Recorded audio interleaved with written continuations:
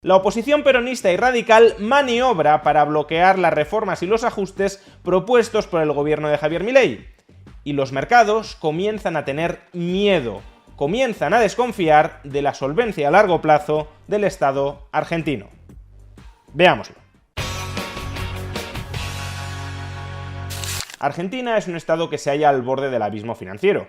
Durante mucho tiempo ha gastado mucho más de lo que ha ingresado, de hecho sigue haciéndolo, y como consecuencia de ese desequilibrio presupuestario, de ese gastar mucho más de lo que se ingresa, ha emitido mucha moneda y mucha deuda para financiar la diferencia.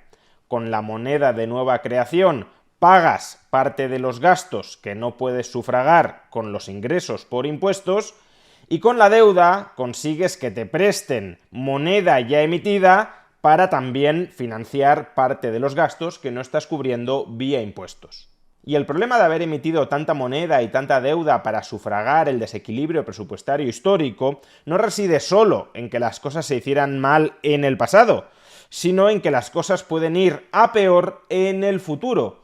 Y es que toda esa moneda y toda esa deuda que se ha emitido históricamente para financiar un nivel de gastos muy superior al nivel de ingresos fiscales, toda esa moneda y toda esa deuda se tiene que refinanciar continuamente. Es decir, hay que convencer a quienes tienen pesos de que no huyan de ellos comprando activos reales o moneda extranjera, porque si lo hacen alimentarán la inflación y la depreciación del peso, y también hay que convencer a aquellos que tienen bonos que refinancien el vencimiento de esos bonos, porque hoy Argentina no puede pagarlos, y si no le dan más tiempo al Estado argentino para pagar, el Estado argentino entraría en default, a menos que cree más moneda para pagar esos bonos que no le están siendo refinanciados.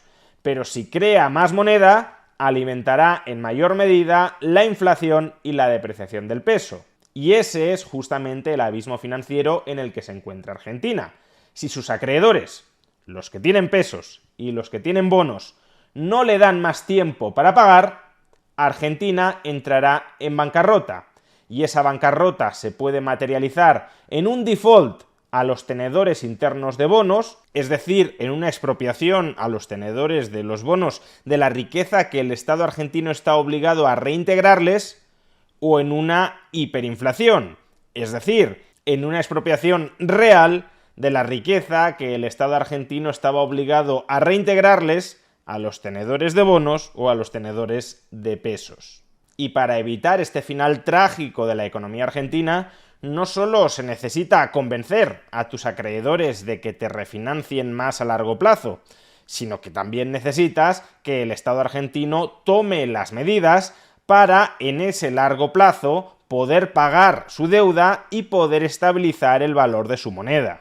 En caso contrario, si pides más tiempo a tus acreedores para seguir haciendo exactamente lo mismo, es decir, para terminar impagando una cantidad todavía mayor de deuda o para terminar con una hiperinflación sobre una cantidad todavía mayor de moneda, lo único que estás haciendo es pedirles más tiempo para agrandar la pelota de la estafa. Y como los acreedores argentinos ya están muy escarmentados al respecto, es decir, como los gobiernos argentinos han recurrido a esta práctica continuadamente a lo largo de la historia, dadme más tiempo que os voy a pagar más tarde, y en el futuro no se les paga, sino que se redobla la expropiación, pues como los acreedores argentinos ya están muy escarmentados, ahora mismo no van a darle al gobierno más tiempo a menos que haya un plan creíble, ambicioso, profundo y prácticamente irreversible sobre la mesa para tener garantías de que no va a haber un default futuro o una hiperinflación futura.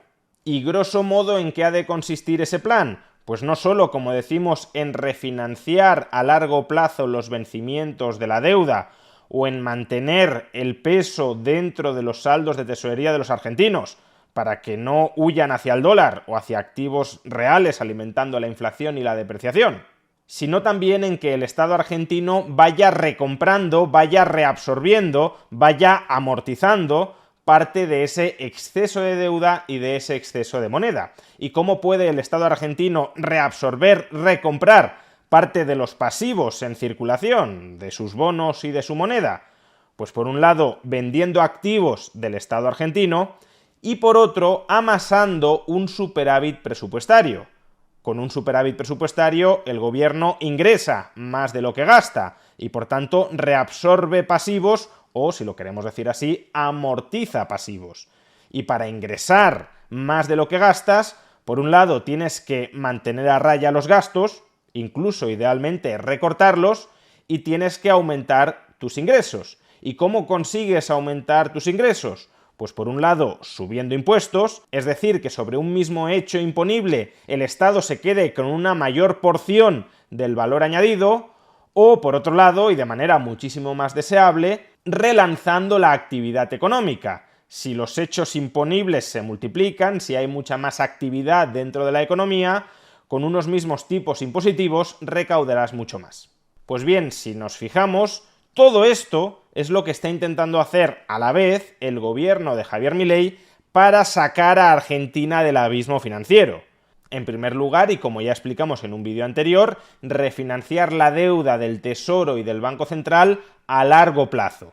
En segundo lugar, liquidar activos del Estado argentino para recaudar recursos y amortizar deuda o reabsorber moneda. ¿Qué activos del Estado argentino va a liquidar? Pues sobre todo el tejido empresarial público. Este plan de privatizaciones de empresas públicas es justamente el que está incluido en el proyecto de ley de bases y puntos de partida para la libertad de los argentinos. En tercer lugar, un programa de ajuste fiscal, consistente en que, por un lado, en reducir los gastos. Recortes del tamaño del Estado, congelación de los salarios de los empleados públicos, desindexación de las pensiones del IPC, reducción de los tipos de interés nominales abonados sobre la deuda del Tesoro y del Banco Central, etc. Y por otro, incremento de los ingresos. Javier Milei, en contra de lo que prometió en campaña, va a subir algunos impuestos, muy en especial el impuesto a las ganancias, pero también la famosa tasa Kicillof, con la que pretende hacer frente al aumento súbito de deuda del Estado argentino derivada de las indemnizaciones como consecuencia de la expropiación irregular de YPF que ejecutó en el año 2013 el exministro de Economía kirchnerista Axel Kicillof, pero también busca ampliar las bases imponibles, la actividad económica dentro de Argentina para que aumente mucho la recaudación, ¿cómo? A través de su programa de desregulación económica, que esto es justamente lo que se contiene en el decreto de necesidad y urgencia y también en el proyecto de ley de bases y puntos de partida para la libertad de los argentinos. Por tanto, deuda a más largo plazo, condicionada a la venta de activos públicos y sobre todo a la gestación de un superávit presupuestario basado en la reducción del gasto financiero y no financiero y a un aumento de los ingresos tanto vía gravámenes como incremento de las bases imponibles por mayor actividad económica.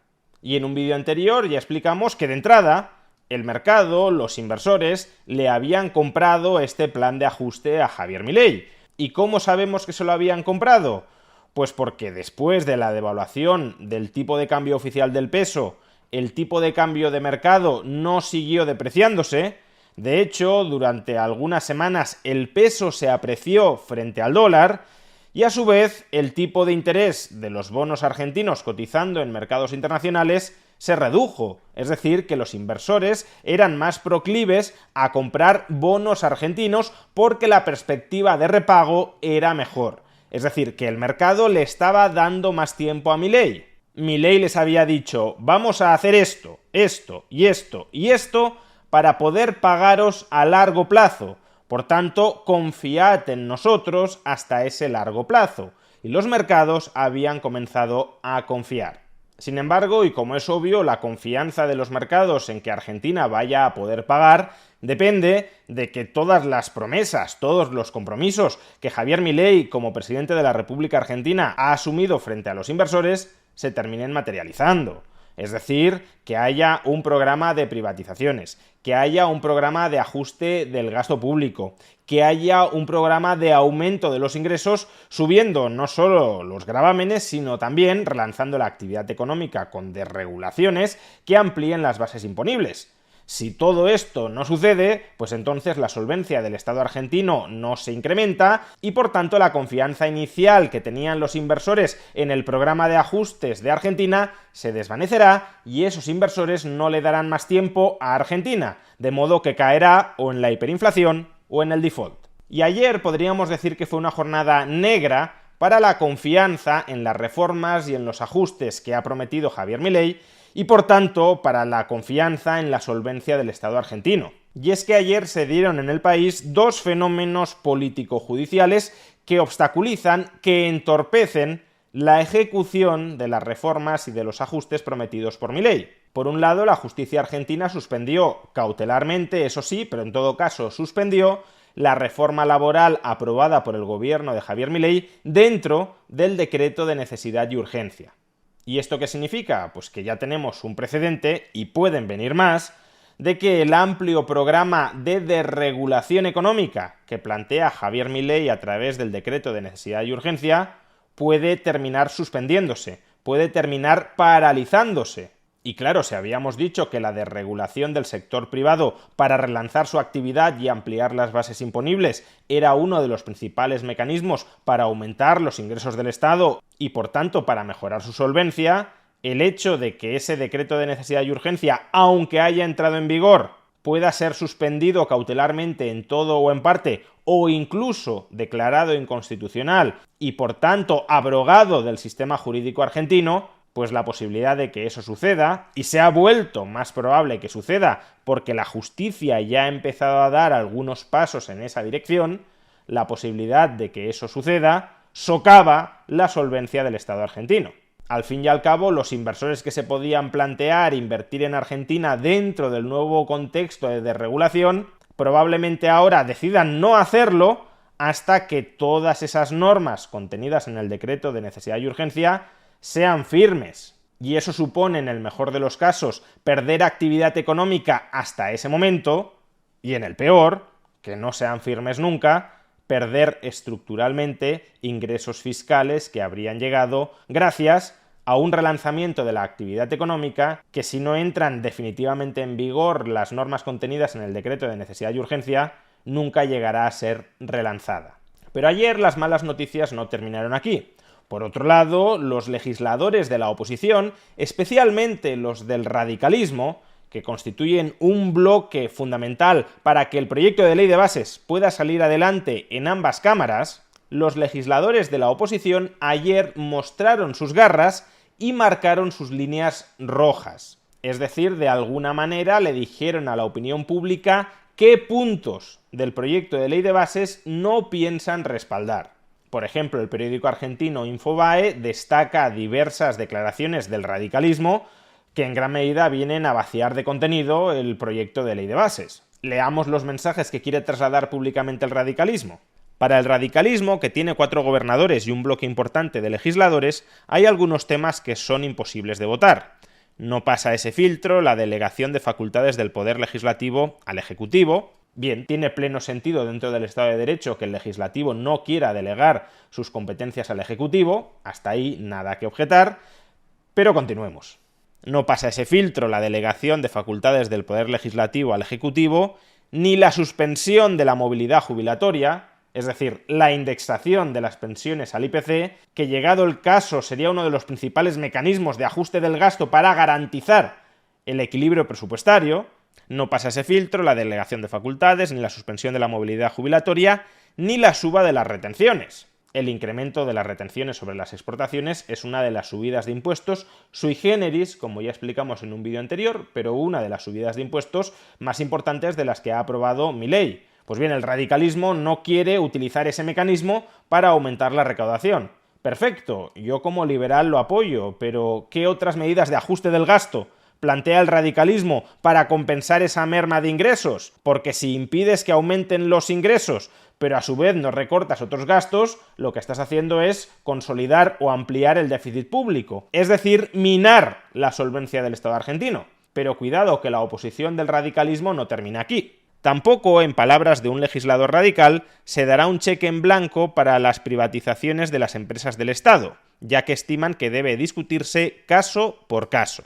Es decir, que al menos de momento el radicalismo tiene en las cámaras una actitud de bloqueo. Y eso todavía vuelve más pesimista la perspectiva de que las normas contenidas en el decreto de necesidad y urgencia terminen entrando en vigor de manera definitiva.